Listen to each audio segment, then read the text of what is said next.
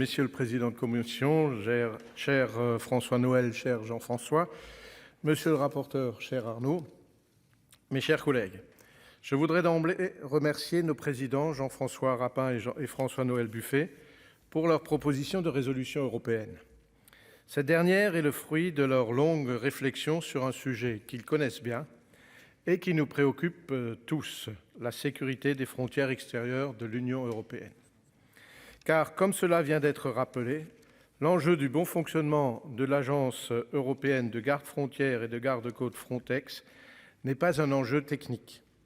Il concerne notre quotidien, notre libre circulation dans l'espace Schengen et notre maîtrise de l'immigration.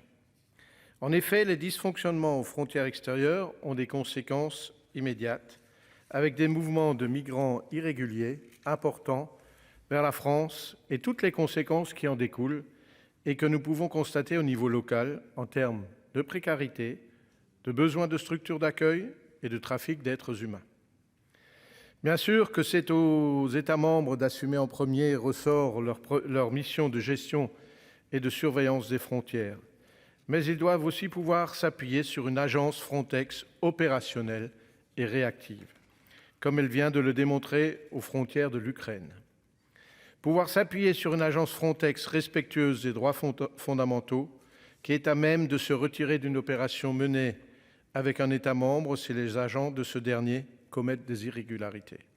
Pouvoir s'appuyer sur une agence Frontex, enfin, qui sait où sont ses priorités, car elle fait l'objet d'un vrai pilotage politique et d'un contrôle associant Parlement européen et Parlements nationaux.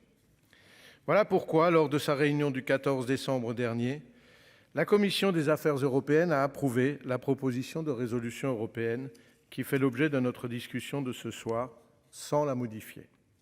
Les dispositions du texte demandant un contrôle parlementaire conjoint de l'agence par le Parlement européen et les parlements nationaux ont d'ailleurs recueilli un consensus. La Commission des lois a ensuite procédé à son propre examen du texte et a adopté 3 amendements qui actualisent les dispositions de la résolution.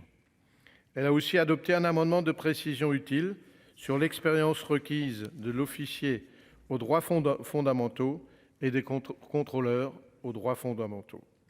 En effet, il semble pertinent que l'officier puisse attester d'une expérience approfondie en matière de gestion des frontières, quand les contrôleurs devraient, pour leur part, prouver une expérience opérationnelle en matière de surveillance des frontières.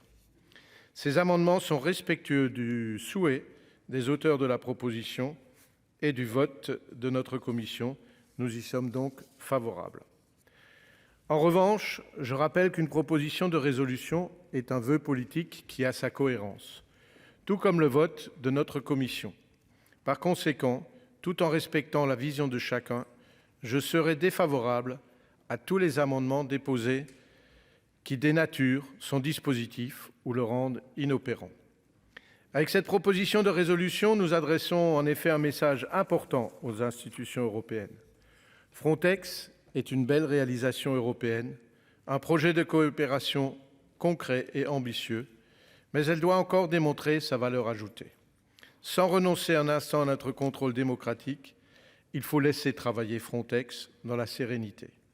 Sinon, sans son aide précieuse, certains États membres, particulièrement exposés à la pression migratoire, renonceront à leurs obligations de surveillance et d'enregistrement aux frontières, et nous serons de nouveau face à des flux incontrôlés et au retour du chacun pour soi. Merci pour votre attention. Merci.